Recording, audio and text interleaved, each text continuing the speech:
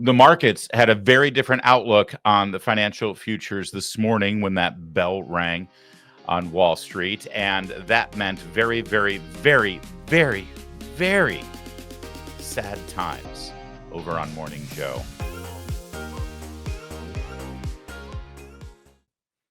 Joe, we're sorry. Let's see how he took the news. He and his squeeze there, Mika. Headlines, New York Times talking about the trade war escalating and market turmoil spreading across the world. Wall Street Journal, I will say, Mika, fortunately, the overnight Asia rebounded pretty strongly. Europe's looking pretty good. Futures also looking strong right now for the United States. Do you see what happened there? He had his newspapers all ready. They had their rundown ready. They had their producer already write the talking points for their conversation and their interviews that they were going to do with all of their experts about how awful the market was, how terrible Trump was as president, how horrible your 401k is. And now, he's fortunately, fortunately. Well, now you got nothing to talk about, Joe. It's like a funeral dirge over there. And let me just go back to what I was saying. If you are moments away from retirement, if you're within 5 years of retirement and you're watching the Dow or the NASDAQ to see what kind of retirement you're going to have, dude, you need to get some advice. Because if you're that close to retirement, or if God forbid you're in retirement right now, you want to be protected from market volatility, because the market is always going to be volatile. It always has been. Long term, yeah, buy and hold, sure. 3-year, 5-year, 10-year, absolutely. If you're on a fixed income, get some advice. Get some advice. This is why, all the people who are telling you, oh, sure, the market is down right now, but you should buy right now because it's a great time to buy. And I don't think that I trust Trump. It's like, no, dude, don't get your advice from some guy who plugged in a camera to his laptop and is streaming a show to you right now. That's not how you plan your retirement. If you've been living and dying on the Dow, yeah, so far today, as of, showtime, noon Eastern time, it's not bad on Wall Street. But that doesn't tell the tale of how strong the American economy is or how weak the American economy is. It doesn't tell the tale about Trump's tariff policies. It doesn't tell the tale about taxation or regulation. It doesn't tell the tale about spending and deficits or debt. It's a day at the market. And we've had some bad days and we're going to have some good days. But see, Morning Joe, located in New York for half of the hosts there, Mika and Joe, of course, are down in their garage in Florida. But they've all got pretend fake backgrounds as if they're across the street from the White House in Lafayette Square. Make that make sense. They only care about what's happening right now on the stock market because that's easy news. That's really, honestly, if I were in that business, it's the simplest thing to do. How's the market responding? Okay, let's give analysis. Let's get an expert in. Let's let them say, and then they're never, look at Jim Cramer. He's a punchline at this point, but he still has a gig, right? All right, so let's swing over to CNBC where they do this, like this is all they do, right? Is business and market analysis. Okay, CNBC, what's happening on the exchange? I don't know. It doesn't sound like he wants to negotiate. It sounds like they're digging in, making matters worse. Another gruesome day on Wall Street. The reason, once again, is President Trump's global trade war. The markets have been all over the place today. You know what we didn't get? Almost any of the big CEOs standing up and speaking out. Their risk models have calculated that the risk of speaking publicly and saying anything that could upset the president is greater. And that silence is deafening. It shows that a fear of the president's wrath. I'm going to make a comment instead of asking a question.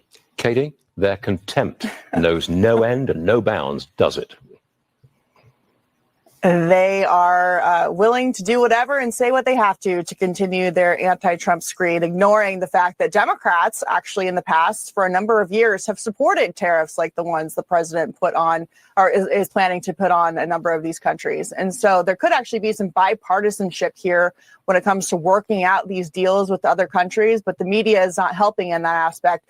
That's right. That's town hall colleague Katie Pavlich, my pal there from the town hall office. And the tale is obvious. You look at all the hysteria, all the panic, all the negativity, all the accusations, all the vitriol from yesterday.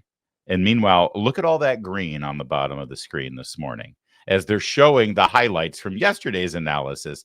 Nothing but green. Dow opens up 1,400. And again, I'm not doing a victory lap saying everything's fine now. I don't know. Tomorrow might be down. An hour from now, the market might be down because Warren Buffett has a hemorrhoid. I don't know. And neither do any of these experts. That's the whole point. But it's a real easy way to do analysis. Just look at the graph. It's red bad, green good, Democrats happy, Republicans sad. There's our story. Clock in, clock out, cash your check. It's TV news. That's why we spend a little extra time here explaining things, give you analysis, and actually, tell a story and do some education. That doesn't stop Morning Joe, though. They don't live by that credo. Absolutely not. Morning Joe has a bunch of Upper West Side wealthy white liberals to piss off. They've got to get them all riled up so that they get super stressed when they pick up their child from the $70,000 a year private school they put them in. So go ahead, Joe.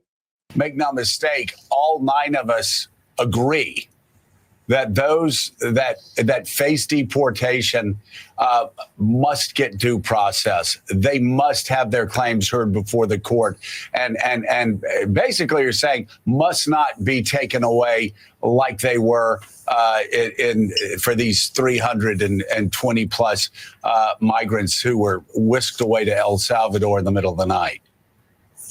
Well, Joe, one of the things that's difficult here is there is an ongoing open question about what happens to those people who are already deported and are now imprisoned in El Salvador, right? So the court is saying sort of on a forward-going basis, you have to provide reasonable notice to people and give them an opportunity to contest their detention and potential deportation in the districts where they are being held.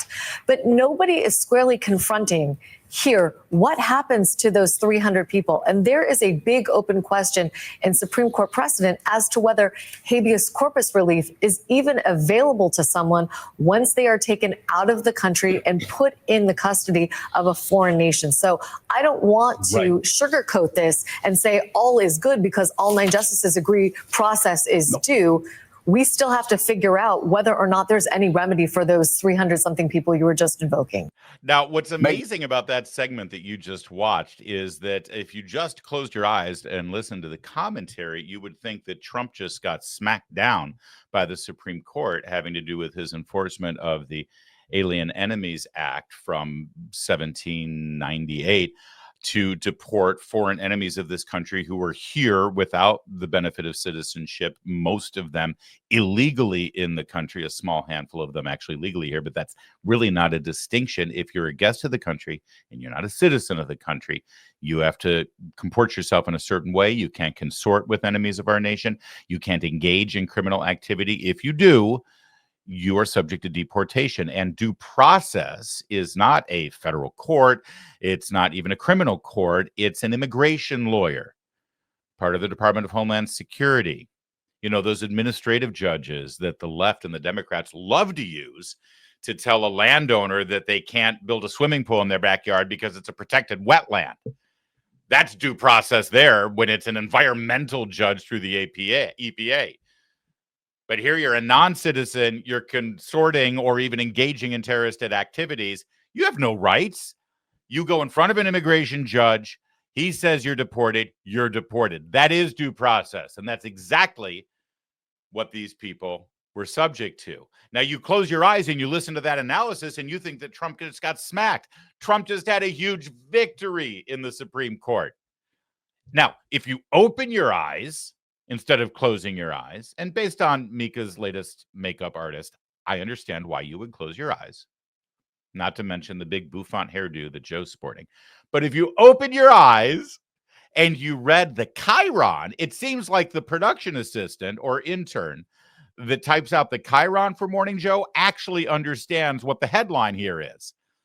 Supreme Court lifts order halting Venezuelan deportations. In other words, the Supreme Court just agreed with the Trump administration that they can deport these criminal alien gang terrorists from Venezuela under the Alien Enemies Act. The Supreme Court agreed with Trump, sided with Trump, won the case. The federal judge, who was overstepping the separation of power in our federal government and trying to dictate to the executive branch that they can't deport foreign illegal alien terrorists, he got spanked.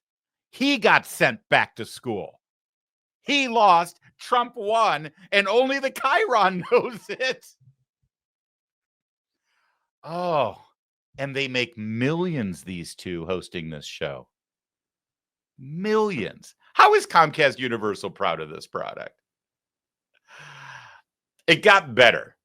They continue to lament on behalf of the aforementioned illegal alien criminal gang member terrorists who have been deported after the appropriate due process, as I just laid out. And so now they turn to an expert. Who would they bring on as an expert in this case? Oh, of course, a former Obama administration official, a political hack, not an expert in border security or national security or law enforcement. All right, let's see what we have here. When you look at some of these extreme instances of grabbing people in the middle of the night, grabbing people off the street, sending them down to El Salvador, I think Ed brings up a great point. It's almost like the administration wants these images out there and wants the reaction from Democrats and wants the reaction from the courts and wants the reaction from the media, because it does compensate for lower numbers, and lower numbers just because, 10, 11 million deportations.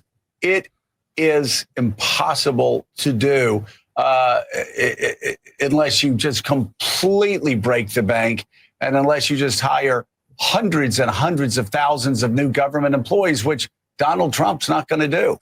All right. So I reluctantly reveal to you a shocking conclusion from that 48-second clip. Joe Scarborough came this close to the truth.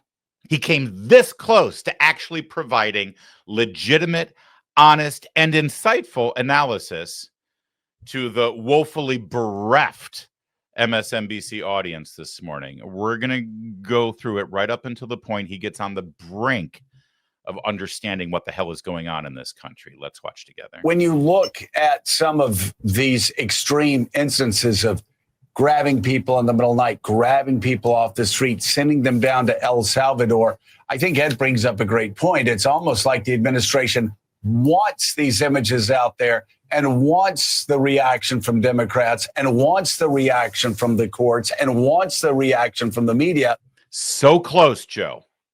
So close. Now, the junior analyst here, which you may be getting from other podcasts or streaming shows, will look at that and say, well, that's outrageous that Joe Scarborough would accuse Trump of wanting to stage these deportations just to get a reaction from Democrats. He's using these illegal alien criminal gang terrorist thugs as pawns just to piss off the media. That's outrageous.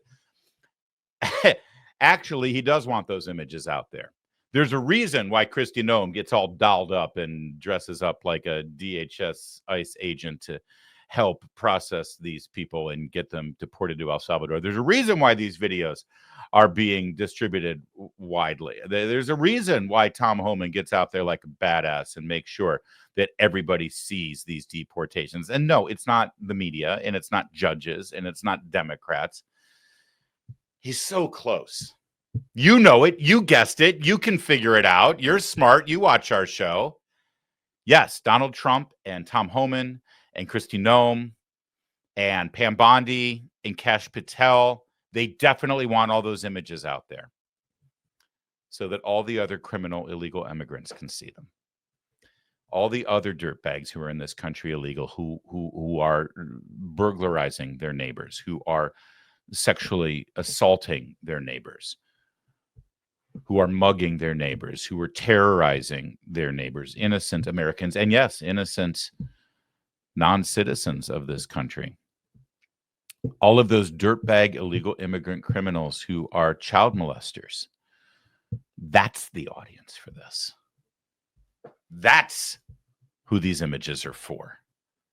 Scarborough then goes on to say, well, because this overcompensates for the fact that the numbers aren't there. They can't possibly round up the millions of people. By the way, the millions of people that Joe Scarborough denied were entering the country illegally back when Biden was president and Kamala was the border czar. Oh, there's no border crisis. There's no border crisis. Now Joe Scarborough, smart guy with his smart guy glasses on Morning Joe, says, well, there's no way you can deport all these people. Deport what people, Joe? I thought we didn't have a border crisis. So Joe thinks that these images are to overcompensate for the fact that there's no way the Trump administration can really deport all of these people. He's so close. These images are out there and being promulgated and promoted and distributed far and wide on social media and legit media. Well, I shouldn't make that distinction. Social media and legacy media, let's say. So that illegal immigrant criminals see them and recognize that they don't want to be the next one. They don't want to be the next one that Kristi Noem is doing a photo op with as he gets his head shaved and he gets handcuffed and perp walked onto an airplane and flown to El Salvador. These people aren't stupid. They're criminals, but they're not stupid.